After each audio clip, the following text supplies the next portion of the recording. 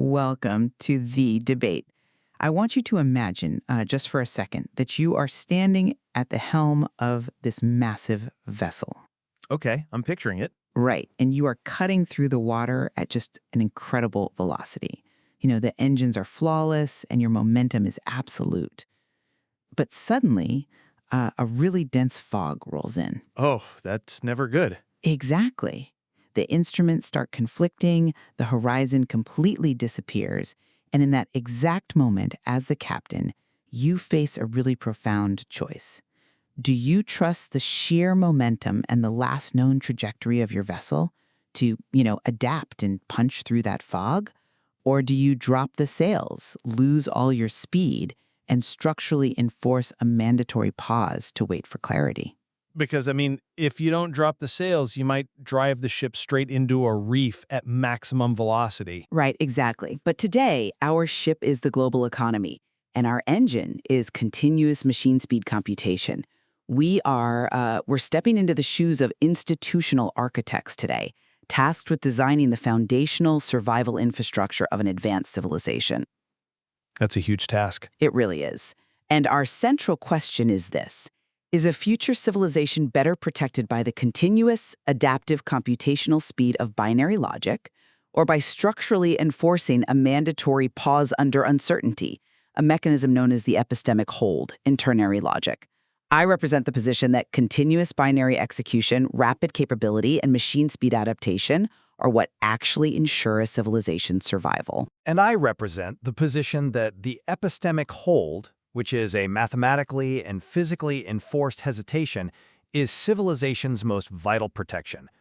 I'll be arguing that we must build systems that fundamentally know how to stop. Let me just lay out why I believe velocity and continuous execution are paramount. A civilization survives by acting, by computing, and by adapting at the speed of light. Okay, but Just hear me out.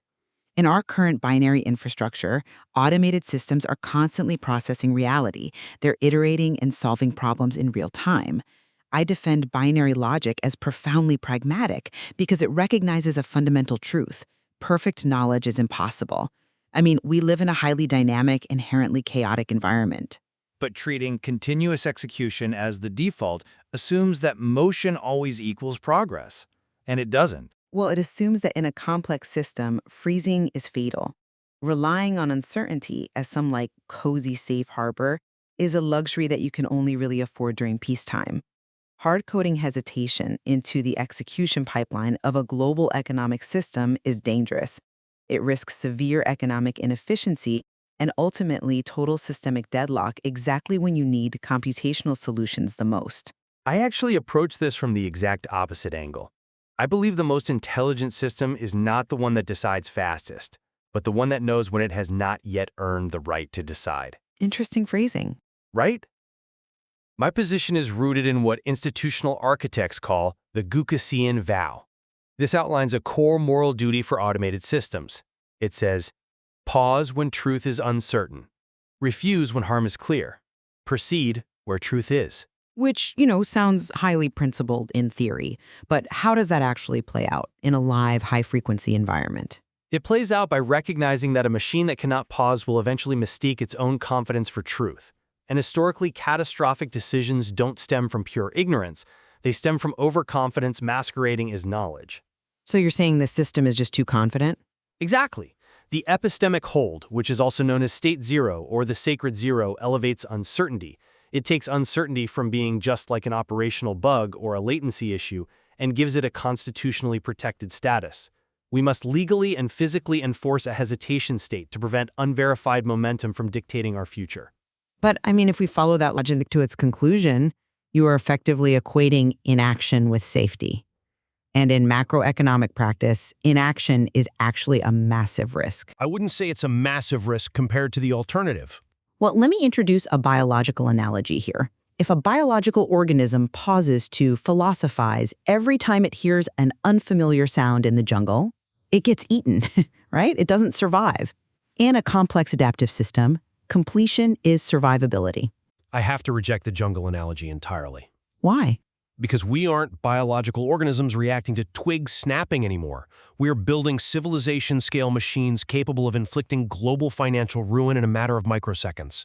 Even so, failing to act causes massive, real-world harm. Think about failing to execute a critical liquidity injection during a market panic, or failing to rebalance a massive pension portfolio during a downturn just because the data feeds are a little noisy.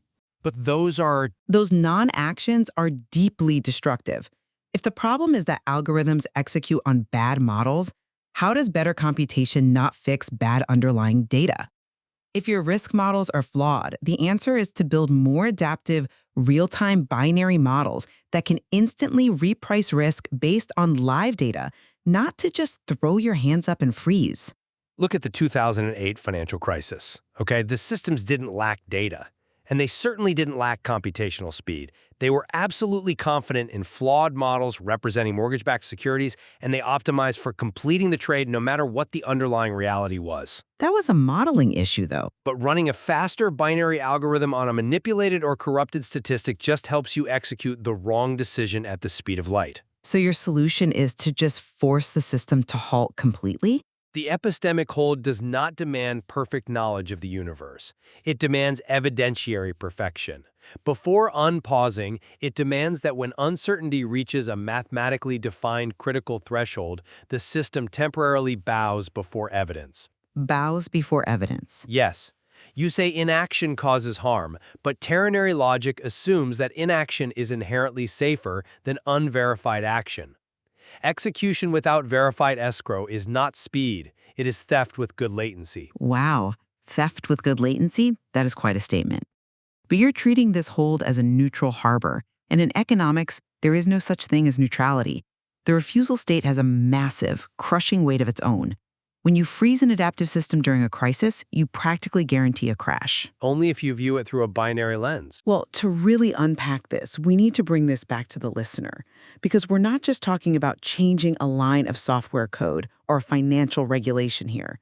You are advocating for changing the actual physical microchips that run the global economy. Exactly. We have to move from the philosophy of pausing to the mechanical reality of enforcing it at the hardware level. Right, and this is where theory hits a hard wall for me.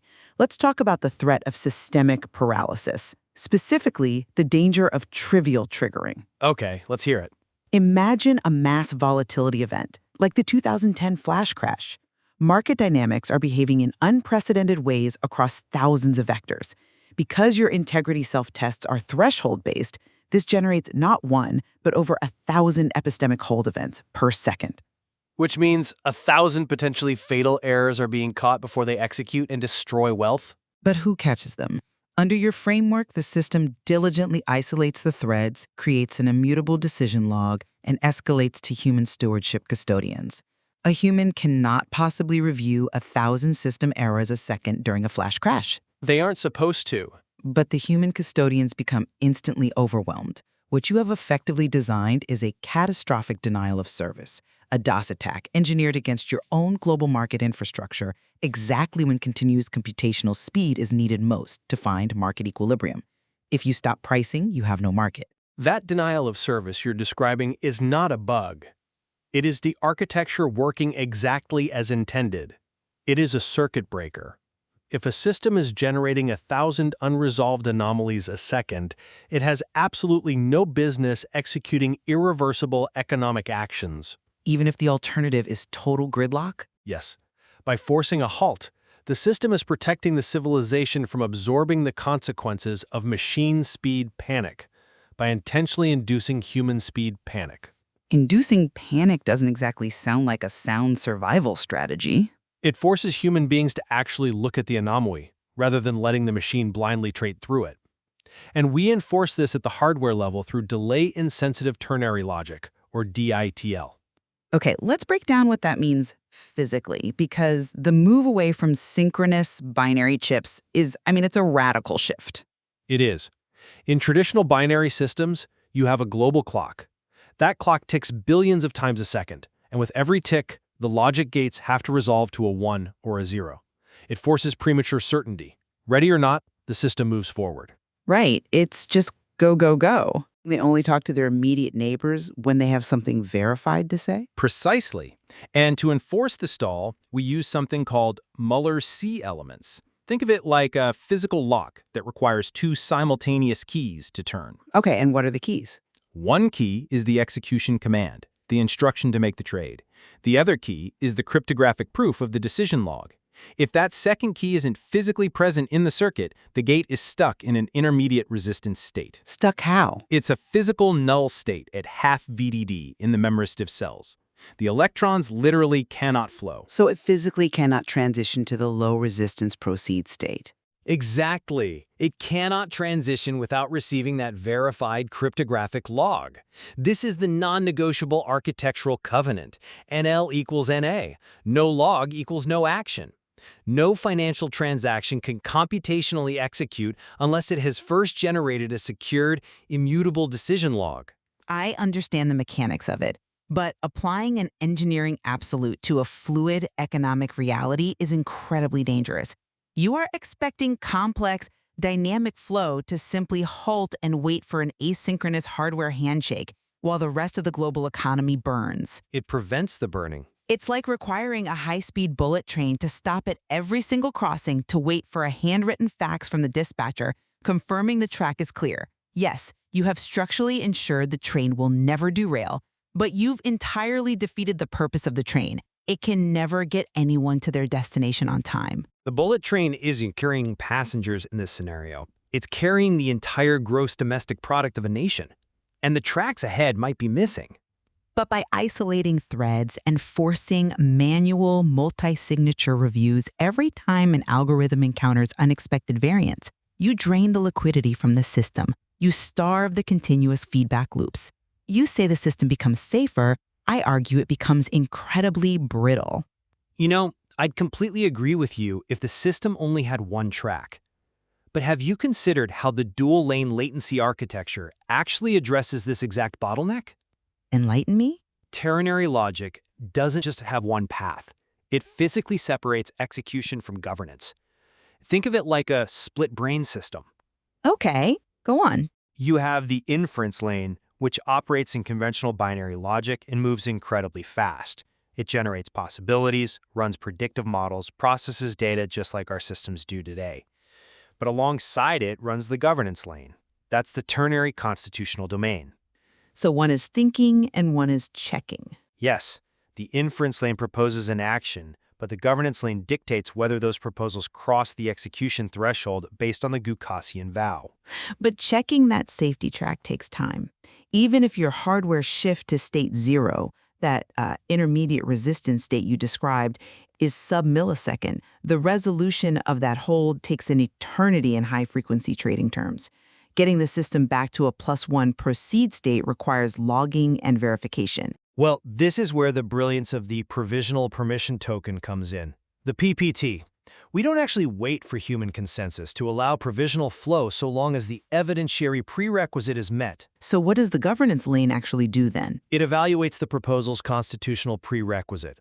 Essentially, it asks, has the decision log been generated, hashed, and signed? And if it has, we are still talking about precious milliseconds. That's where the hardware accelerates it. If the log exists, a dedicated hardware SHA-256 accelerator and a hardware security module mint the PPT in under 50 milliseconds. That is literally the blink of an eye. The PPT physically unlocks the Muller C element and permits provisional execution immediately. All right, so that's provisional execution. But that still requires public notarization, right? The anchoring to the public ledger to make it permanent. Yes, but that happens asynchronously. The final permission token, the FPT, which represents complete constitutional finality, is processed on the infrastructure-owned finality path. That takes maybe 300 to 500 milliseconds, or longer if a tri-cameral quorum is required, but it runs entirely in the background. While this system keeps moving? Exactly. The hardware resets at the 50 millisecond marker to process the next transaction. This is called governor independence. We don't choke the high-frequency flow. We just ensure that no action executes without its evidence being cryptographically committed first. Let me push back on that, though, because this introduces the exact vulnerability institutional architects warn about when you mix human psychology with automated systems, human override abuse. How so?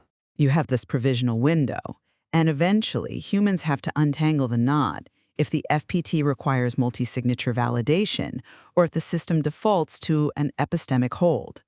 Under ternary logic, that override requires human stewards, custodians, to explicitly fill out a cryptographic form detailing the legal basis and risk assessment. Right, to prove they actually evaluated the uncertainty. Now, think about human nature.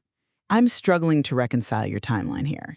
You're saying human stewards have to review these cryptographic forms, but you just admitted market values are collapsing by the second during a crisis. Yes, it's a high-pressure situation. Right. So if your screen is lighting up with 500 state holds because the hardware thresholds are tight, your boss is going to scream at you to clear the queue to keep the economy moving. How does an overwhelmed human not just hit approve out of sheer panic? They wouldn't. Humans will inevitably just rubber stamp the overrides. You haven't eliminated risk, you've just institutionalized plausible deniability and created a false sense of security. No, it actually does the exact opposite. It removes the oldest survival mechanism of corrupt power, plausible deniability. Because of the no log, no action mandate, a custodian literally can't just hit a big red approve button to clear the screen. If they rubber stamp a bad decision, their digital signatures are immutably bound to that specific disaster forever on a public ledger. But in the heat of a market crash, does a frantic trader really care about the public ledger? They do when the legal framework supports it.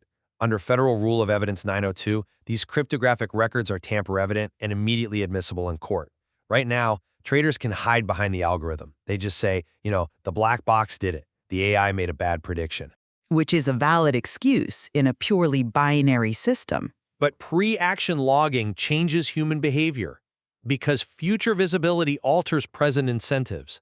If you know that your override during a period of uncertainty will be permanently anchored to a blockchain bearing your personal signature and cross-examined by regulators for the rest of your life, you do not rubber stamp it. You take the time to evaluate the risk. But again, you are demanding time that the system simply doesn't have in a crisis. You expect human custodians to evaluate algorithmic risk assessments across institutions, sign transactions, and log them while market values are literally collapsing. You are sacrificing the speed of recovery for the sake of a pristine audit trail. I am arguing that the delay is necessary. It introduces what the framework calls the speed of conscience. Speed of conscience? Yes. The speed of conscience is slower than impulse but faster than catastrophe. Traditional binary systems treat hesitation as an operational failure. Ternary logic treats it as civilizational intelligence. You cannot spend what you have not yet proven you own, and you cannot act on what you do not understand. Even if that inaction costs millions of dollars in lost liquidity? Especially then, think about malicious actions in the market. If a high-frequency trading algorithm uses manipulative tactics like spoofing or layering, placing thousands of fake orders to create an illusion of demand, they rely entirely on the microsecond ambiguity of the system. Sure, speed is their weapon. Right. And the epistemic hold strips bad actors of that opacity. It forces the system to log the anomaly before it executes the trade. Without the ability to exploit unlogged ambiguity, manipulation loses its economic viability. But let's look at how these systems actually scale. You are relying heavily on this idea that the log of no is heavier than yes. If the governance lane loses connectivity or experiences a timeout, the gateway defaults to epistemic hold. It's fail-closed by design. No action may proceed. Which is the safest default. Safest, maybe, but at what cost? I agree that confidence generated by statistics is not identical to legitimacy earned through verification. But if we require cryptographic proof of legitimacy before every high-leverage action, we freeze the very mechanisms of growth and recovery. Civilization advances because we take calculated risks under conditions of uncertainty. Civilization survives because it remembers its mistakes. We aren't demanding perfect knowledge. We are demanding that when reality detaches completely from the models, the system doesn't just blindly punch the gas pedal into the fog. It isolates the execution thread. It quarantines the risk. But how does it resolve it without bottlenecking everything? Think about how the Tri-Cameral governance model operates. You have the technical council monitoring the binary inference lane, the stewardship custodians overseeing the governance lane to ensure adherence to the Goukassian Vow, and the smart contract Treasury, ensuring the system is never starved of resources. This separation of powers is cast in silicon. It ensures that governance disagreement becomes structurally survivable rather than systemically catastrophic. You say it's cast in silicon, relying on one of three rail encoding and hardware memristors to force an ethical standard. But look, hardware can be bypassed, institutions can be captured. If you make the ternary conscience too heavy, it crushes the binary engine. I don't see it that way. The core of this is supposed to be a partnership, right? The binary-ternary covenant. The binary engine proposes futures continuously, and the ternary conscience decides which futures are allowed to materialize. But if the ternary layer demands too much evidentiary perfection, it starves the feedback loops of the binary layer. Hardware resists last, institutions fail first. That is a core tenet of the framework. The most sophisticated physical attack on a DITL coprocessor is slower, more expensive, and more detectable than a patient campaign of governance capture. The Electron does not negotiate. The Muller C Element does not accept bribes. Which makes it completely uncompromising. Exactly. For the first time in the history of economic governance, we can construct a system whose core constraint, the requirement that execution be preceded by evidence, is enforced by physics. If the cryptographic confirm pulse does not arrive, the gate does not transition. It's a very rigid view of a dynamic world. We have to recognize that the stakes are no longer just a bad trade.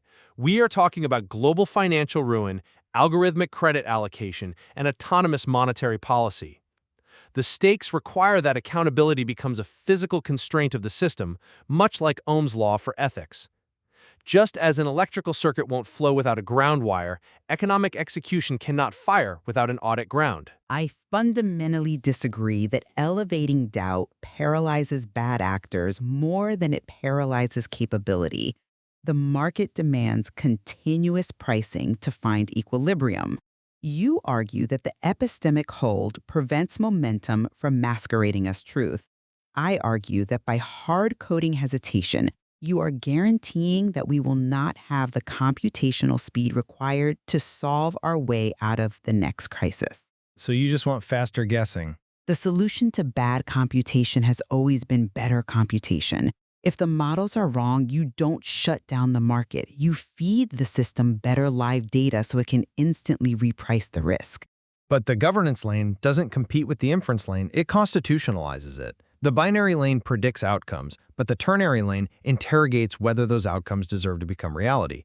Prediction is descriptive power, permission is civilizational restraint. And I think that brings us to the crux of where we each stand on this immense architectural challenge. As we design the survival infrastructure of an advanced civilization, I look at this and see that computation and speed remain the binary bridge that allows us to continuously solve existential threats. And I see a bridge that could easily lead over a cliff. Well, the ability to process, to adapt, and to execute at machine speed is what allows complex systems to survive in a chaotic universe. While the intent behind the moral duty to pause is profound, the reality of hard-coding the epistemic hold into our execution pathways carries its own catastrophic risks, namely systemic paralysis and the inability to act when action is most desperately needed. Computation without governance absolutely becomes acceleration, but governance without computation becomes paralysis. The binary lane of capability and the ternary lane of restraint must evolve in parallel, but we cannot afford to put an anchor on the engine of our survival. And I look at this and see that the epistemic hold ensures a civilization will not be destroyed by its own unverified momentum. By elevating uncertainty from a bug to a protected state, ternary logic ensures that our economic machines will never outrun our moral readiness. The highest form of power is not the ability to accelerate endlessly. The highest form of power is the ability to stop. Future civilizations will judge us not by the sheer computational intelligence we achieved, but by the lines we refuse to cross at machine speed. By embedding hesitation into the hardware itself, we guarantee that no irreversible economic action can outrun legitimate verification. It is a profound balance to strike. Anyone examining this material will have to decide for themselves which force, the continuous solving engine of speed, or the structural protection of hesitation is the true anchor of a lasting civilization.